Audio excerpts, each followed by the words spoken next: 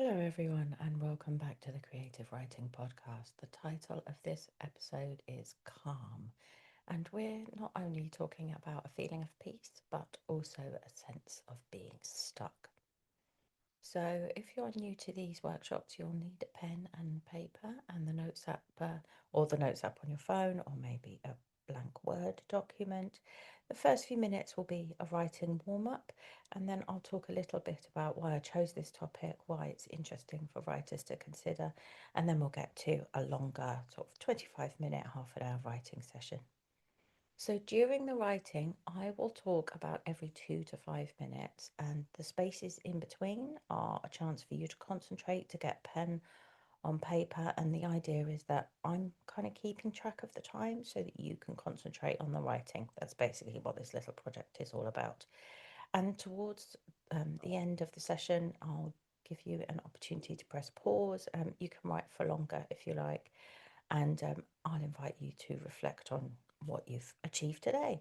But do remember, you can press pause at any time you like. So if the warm up sends you on a flight of fancy you want to follow, then yeah, go for it. The idea of the podcast is to kickstart your writing.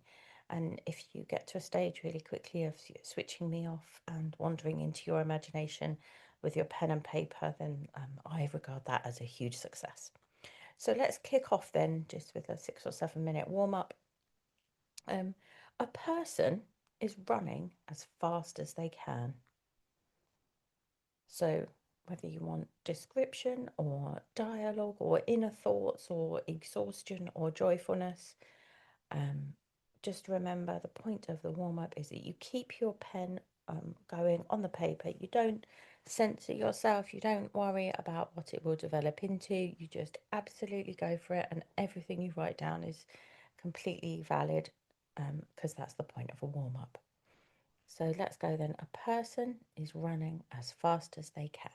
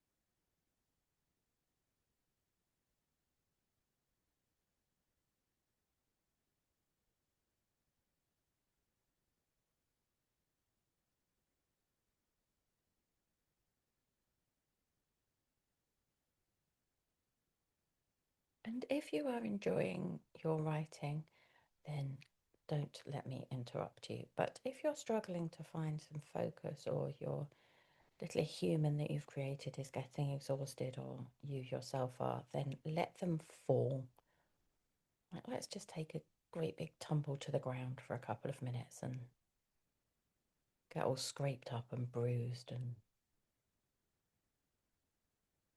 either revel in the fact that they've stopped or be hugely embarrassed. But let's just fall if we want.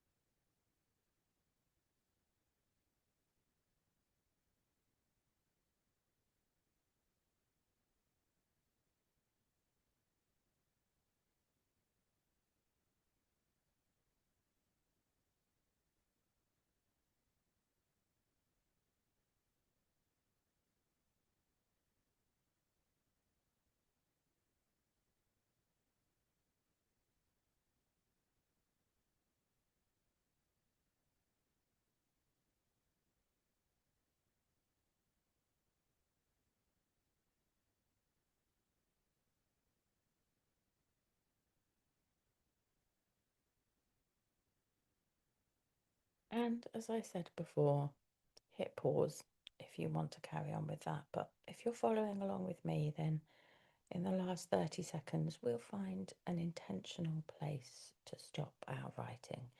And that might be the end of a description, a break in the conversation.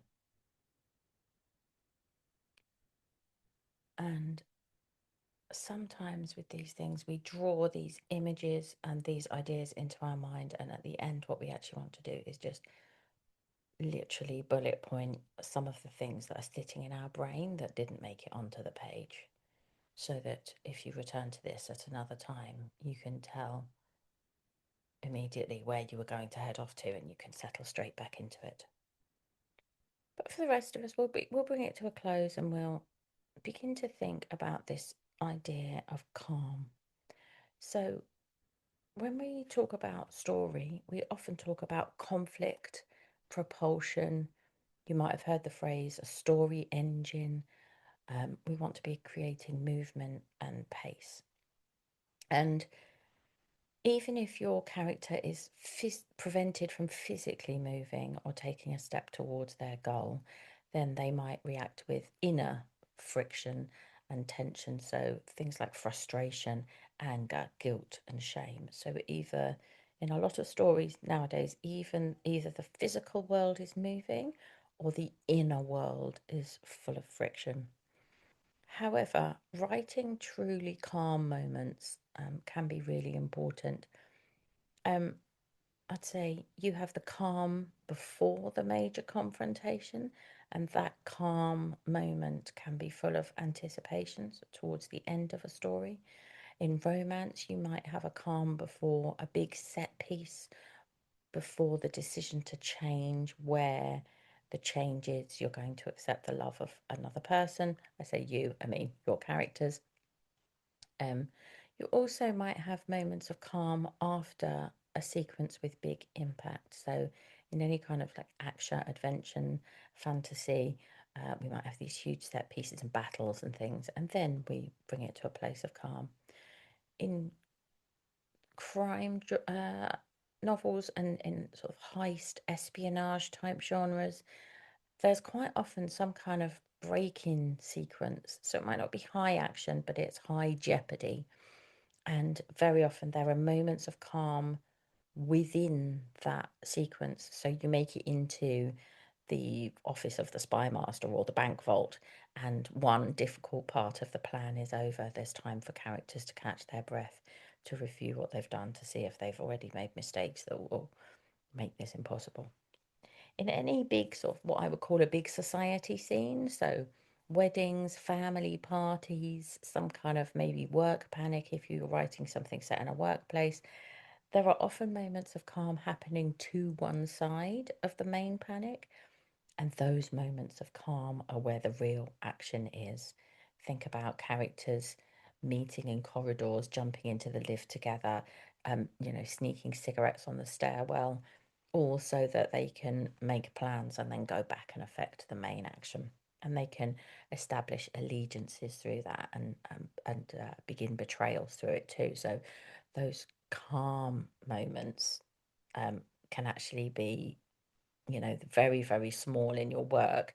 You're just setting up that calm in order to twist everything in a new direction, which can be really exciting for your reader.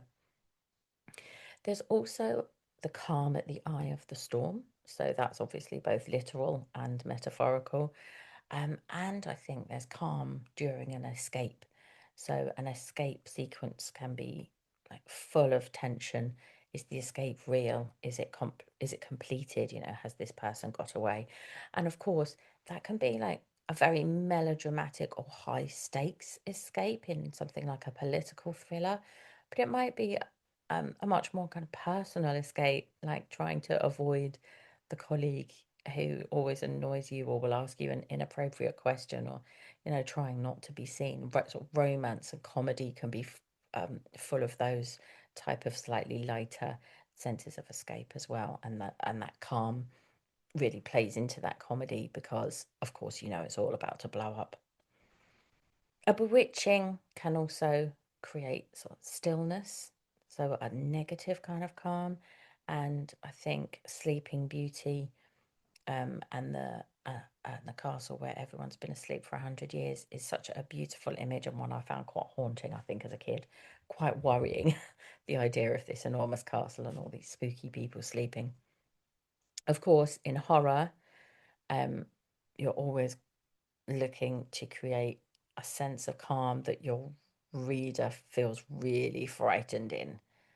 The moments in horror where absolutely nothing is happening are always the most terrifying moments because they're full of that anticipation that something is about to go terribly, terribly wrong. Um, I'd say hiding and watching, again, they come up a lot in crime genres. Those are different types of calm. It's like physical stillness, but a lot of internal tension because you're either, trying to avoid your captor, your the people who are trying to find you. Oh, my words just really ran away from me then. Or you're watching and observing and trying to do that surreptitiously. So in those kind of sequences, there's like the inner and outer calm, and judging that relationship between inner and outer calm can be quite a fun thing to work on in edits. um, so you might want to play up a character who seems nervous but knows they're executing a plan. So, their outward appearance is very nervy, but inside they're totally calm. Or someone who seems very calm and in control, even as things are spiraling away from them. And that sort of journey between those inner and outer worlds is something that Prose is really good at and that he does read books for. Um, some beginner writers can get stuck in scenes where absolutely nothing is happening, or maybe like write themselves into a dead end. And if you find this happens to you, then one tactic is to calm the scene even more, like bring the action to a dead standstill, because you'll usually have at least one character who absolutely cannot handle that level of stillness, gets frustrated, and breaks off in a new direction. And then that gives you the impetus to follow them. So, writing your characters into total stillness and then seeing which of these people is like, I have to get out of this room right now, which is a very human thing that people do all the time. And then you're sort of following that character impetus. So, I think that can be quite interesting. And lastly, in this little talk, boredom, I think, is an interesting form of calmness. It's experienced as quite a negative emotion, something we try to avoid, but it can be a really fascinating catalyst to the next set of action, and it appears a lot in children's stories. So, being bored in the summer holidays prompts children to explore, or maybe an attempt to entertain themselves kind of goes wrong and kicks off a story. As in, always remember, as every sensible person does, that you should never, never shut yourself up in a wardrobe. So let's do some writing that explores calm.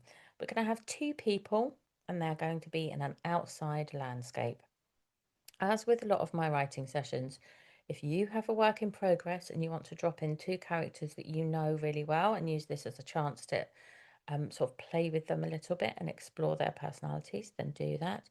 If not, just grab two character names and two character ages. You don't need to know anything more before you start writing a new character, because they will reveal themselves to you as you put them on the page, and that's fine. And in this case, we'll also have a relationship. So are these people friends, siblings, colleagues, enemies, lovers? Something quite simple again. Those relationships, I mean, you could write thousands and thousands of words to explore any of those relationships, but we can just label it just as a sort of guiding light at this moment. Um, we don't need to know yet why they're walking through this landscape, but that is what they're doing. So I want you to imagine two characters. We know what their relationship is, and they're walking through a landscape. You're going to give the reader a really good idea of what that landscape is. We'll start off in description, but the important thing is the weather is dead still. So it can be freezing cold, boiling hot, overcast, completely up to you, anywhere you like outside. It could be urban, it could be rural, but the weather is really quite still. And let's begin by giving your reader a really good idea of exactly where they are, and I'll be back with you in 2 minutes.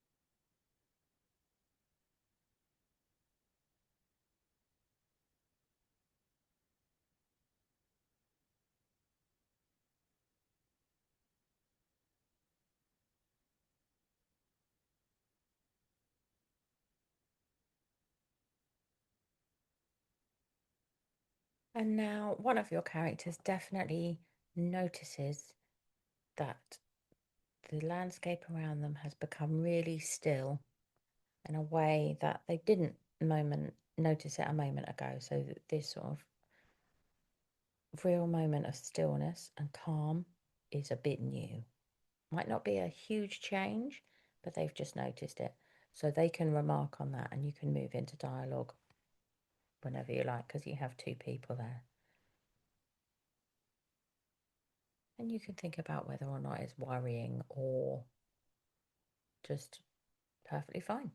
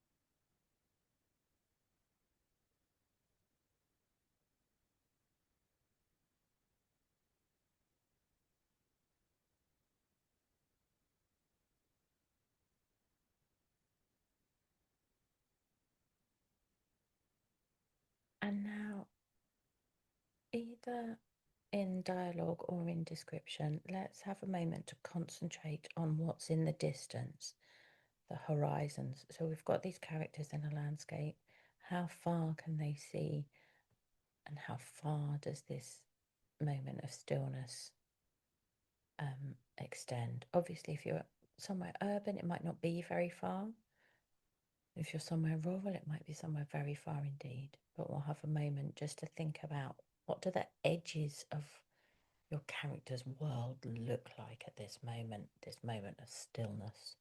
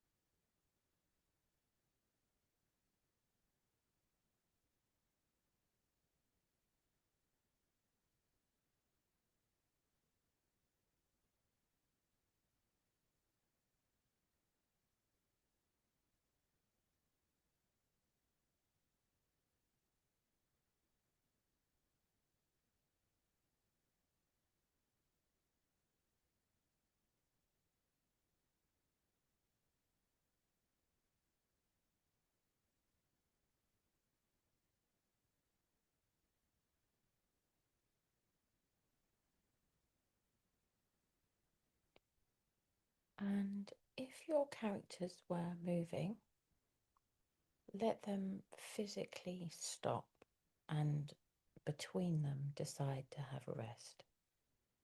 So this stillness that they've observed in their outer environment is sort of gradually seeping into them. So even if they know they sort of shouldn't, even if they're on a journey or an escape, they are going to stop just for a moment.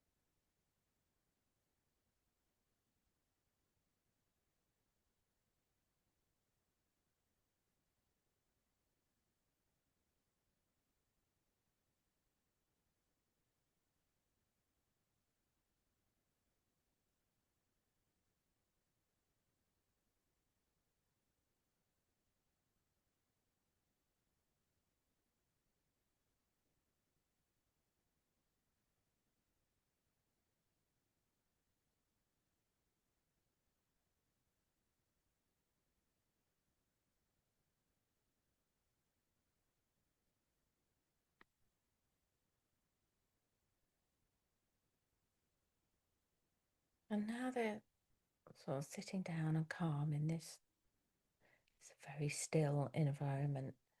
Let's concentrate on detail. So it might simply be a tiny patch of the road, a leaf, an icicle. The calm is going to allow one of your characters to really see the details in the landscape around them. Focus in on something, become obsessed with its shape and its texture and where it comes from and why it's there. I don't know if you've ever just looked intently at a single point, but the more you look, sometimes the more you see. That's the kind of vibe that your character is going to get themselves in for the next couple of minutes.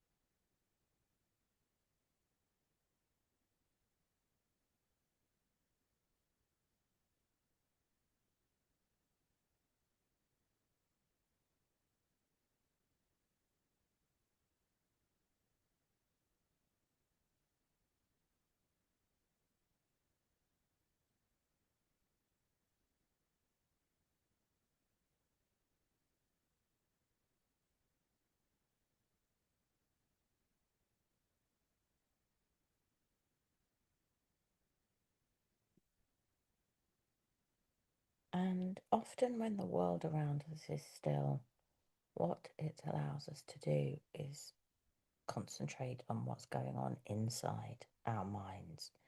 So, I'm going to ask you to let your character's mind wander a little bit, perhaps into a memory, perhaps it lands on a decision they have to make or a task they should be doing. So the calm gives them a space to ponder.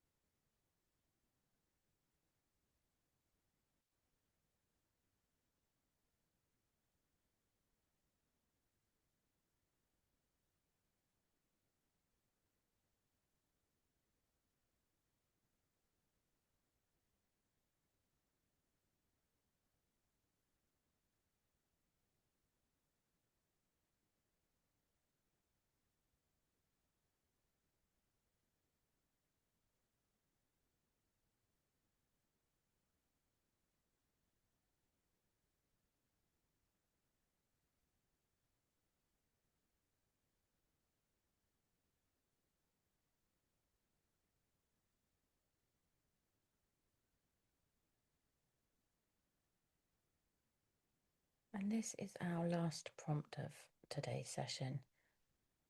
Let's get your characters moving again if they want to. So um, they realise that they really should be getting on with their day. It might be calm, but they've had their moment of rest. You can make it as much effort to move if you like. So perhaps it's a big effort to move and now they want a change of pace. Perhaps the wind picks up, the sense of calm actually begins to evaporate. That idea of being becalmed, not able to move in that environment disappears, and you can add some real pace. Or maybe it stays calm, but your character is going to be in opposition to that landscape and they're going to force themselves onwards. And maybe this movement sort of comes with some kind of decision about the thing that they were pondering, or maybe it's just physical movement. It's up to you. I'll just give you a couple of minutes.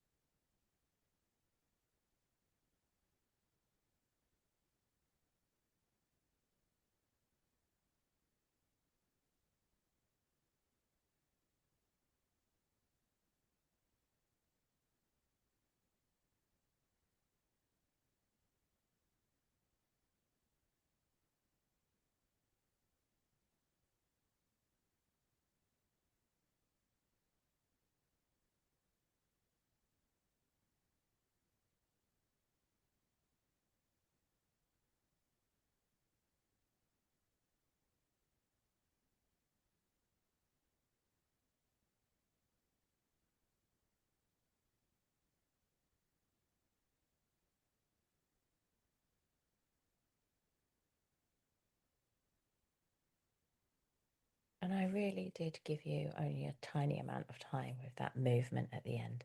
So I hope that many people listening to this will want to just hit pause and carry on for a few minutes, in which case now is the time to do that.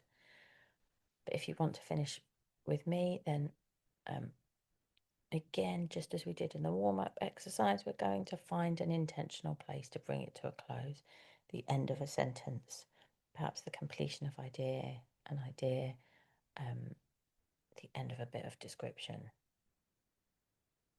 a moment in the conversation where it feels good to come to a stop.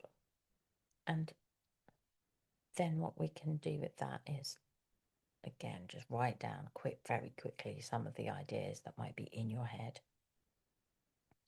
that didn't quite make it onto the paper, especially because my last prompt was fast turnaround prompt. And then once we've done that, we'll bring the writing to an end, lean back, lift our head from the page, and just read over what's happened in the last half an hour, the words that have appeared magically that were not there before, and have a think about the process and what we've achieved. So, with writing and reading, I sometimes think that what we do as writers to produce something that people want to read is not incredibly well understood in terms of the fact that sometimes you want to write things that won't be wildly exciting for people to read, but they're part of your development process so that you can then trim them down or take the nuggets of information from them or, the real gold, and you actually put that into a final piece that might go to be submitted to publishers and or self-publish, go on to try and find its readership. And I think today's session might be a very good one if you're in the brain space to do it, to read back over with a thought to really brutal editing. So perhaps you're still at a stage today where you just want to write something that you're proud of. And I always say that it's a really good idea to go back and like star or draw around little turns of phrase or sentences or pieces that really delighted you, because you want to feel encouraged about the words you're putting on the page. But perhaps this is a good one as well for saying, okay, I liked it. It was fun to write these few sentences, but ultimately, there isn't enough tension here for a reader to really appreciate what's going on. But that's an editing question, so you can either inject more of a sense of tension and danger and uh, sort of low-lying, grumbling conflict of not knowing why this landscape is suddenly so still. Or you can cut some of your description and just be like, no, my first couple of sentences do that adequately. My next were lovely to write, but for the reader, they don't need them. So that's a bit of a left field invitation to reflect on the relationship between what you write down and what a reader wants to read. They're not always exactly the same thing, and you are allowed to be brutal when it comes to putting things in front of a reader, and you're allowed to be really generous and self-indulgent when it comes to doing random writing sessions off the internet just for your own kind of amusement and development and entertainment and education. I would also be interested to look back at the moment where you moved from calm into movement at the end, if that was something that you uh, followed on with. That difference, that shift between somebody thinking and somebody experiencing the landscape and being still in it, and their shift to like action and movement, that is such a sort of everyday skill of a writer, because your characters are moving around different stories, different themes, different goals, everything, but your characters are kind of moving and changing their pace all the time. And when we talk about pace, we absolutely do talk about pace in writing. So you can have a very exciting few pages which are just inside a character's head that are, written at a fast pace. It's a style issue. But do remember, it's a physical action, mental turmoil kind of thing as well, that what's happening in your story will also kind of add and detract from that sense of pace. So it might be interesting just to read back to yourself and think, does that seem, did it seem quite natural that your character one moment was still and the next moment had decided to move, or did it feel forced or external? It might well do, because it was external. I introduced it, but it's still interesting to have a reflect on. And overall, uh, did you enjoy the descriptive parts of this session the most, or is everything you're sort of starring in the margin because you really enjoyed it, the internal thoughts or the decisions? But this isn't a high action scene. Are you, it perhaps what you might take away from today is that you don't like it when things are still and calm, and that you are a writer who thrives on stories that move a lot more, where there's a lot more sort of movement and urgency and action and adventure. And that's absolutely fine. It's an important thing to know about yourself, and to concentrate on those projects where you'll be able to get the most out of that. Apart from that, that can bring the session to a close. There are lots of other episodes of the podcast now. We've been going for about 7 months. So if you want to follow up by heading to the website and finding another session to do, then that's absolutely fine.